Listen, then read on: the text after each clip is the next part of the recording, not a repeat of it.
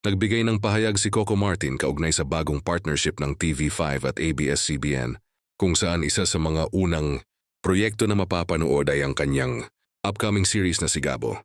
Ayon sa aktor, malaking hakbang ito para mas mapalawak ang abot ng mga kapamilya programs sa Free TV.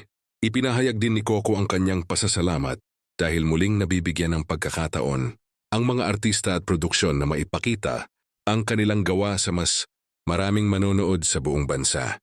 Para sa kanya, magandang simula ito ng bagong collaboration ng dalawang network. Dagdag pa rito, naniniwala siya na mas maganda ang magiging resulta ng pagsasama ng TV5 at ABS-CBN dahil mas dadami ang content na pwedeng mapanood ng publiko.